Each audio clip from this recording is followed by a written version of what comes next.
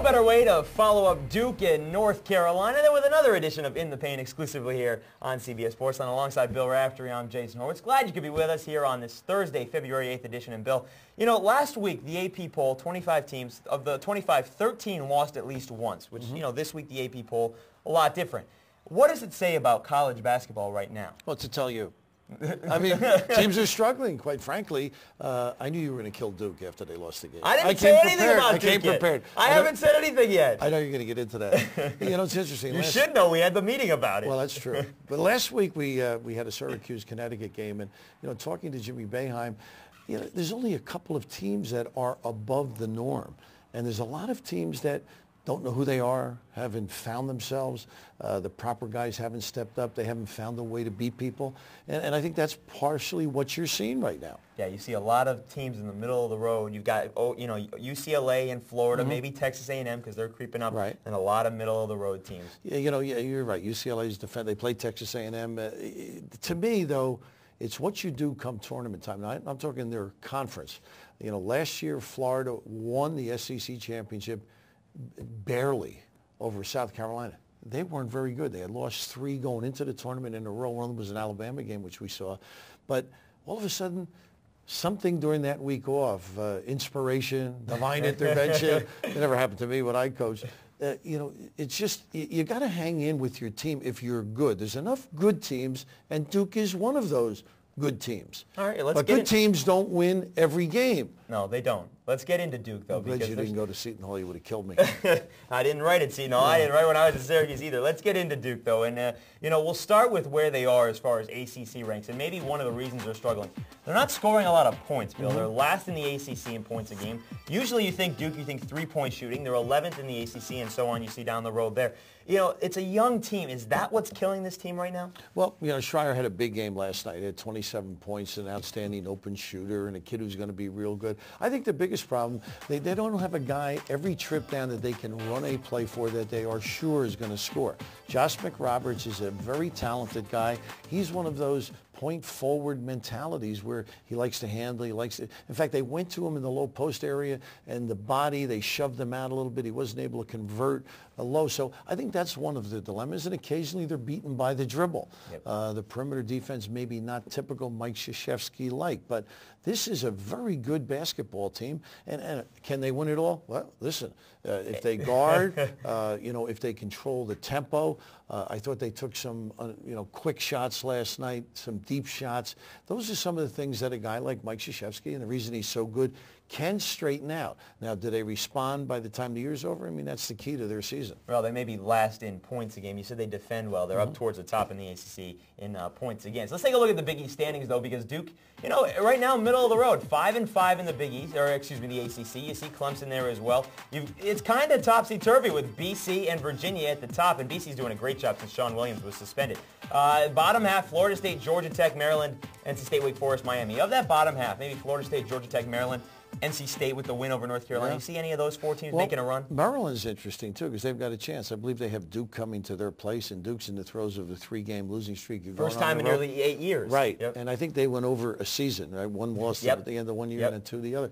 But, you know, BC amazes me simply because they lose those 2 key kids in Williams and McClain, and you wonder where they're going to go. But there's such a relaxed atmosphere the way they coach. Al Skinner's one of those guys. You play your game, and he's happy with that.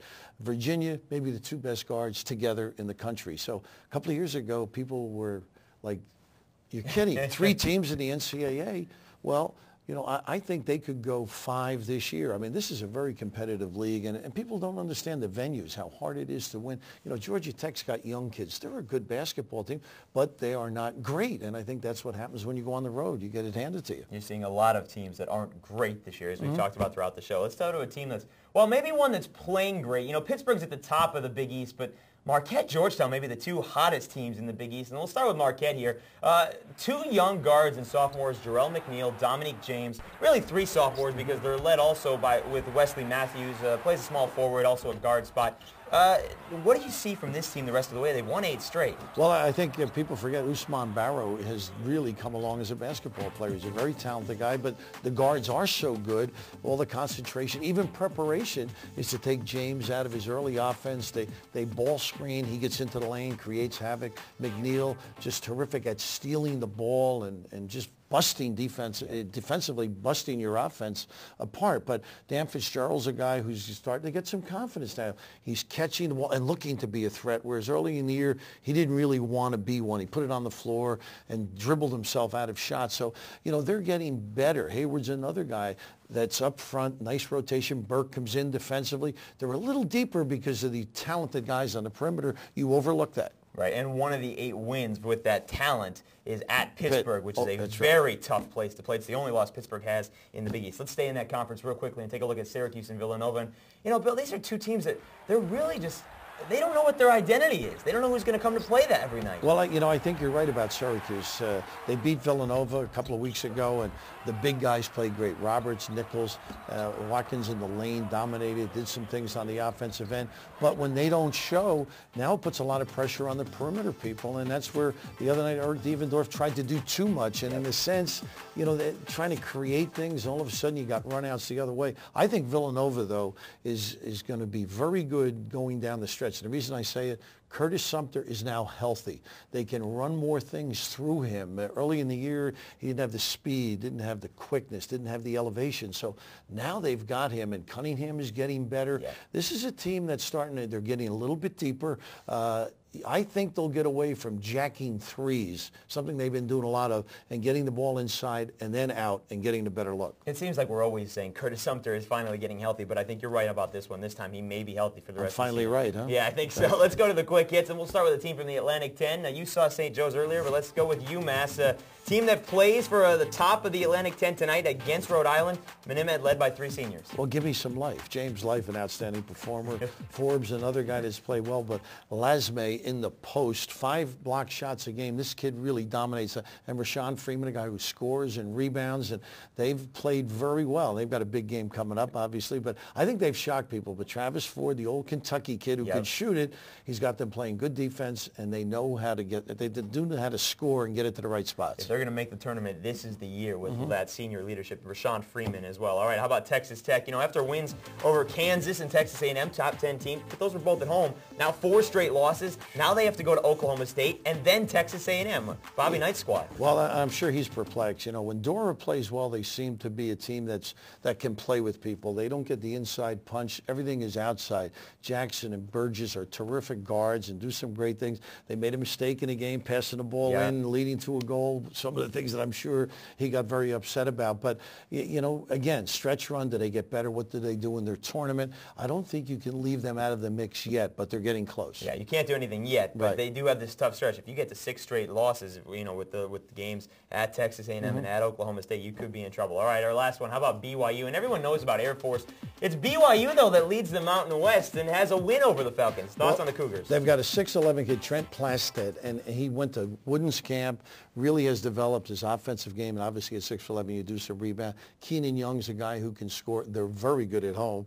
Unscathed kind of a team at home, but Air Force, UNLV, or other teams in this league, again, come tournament time, I think they may get, I'm saying 2.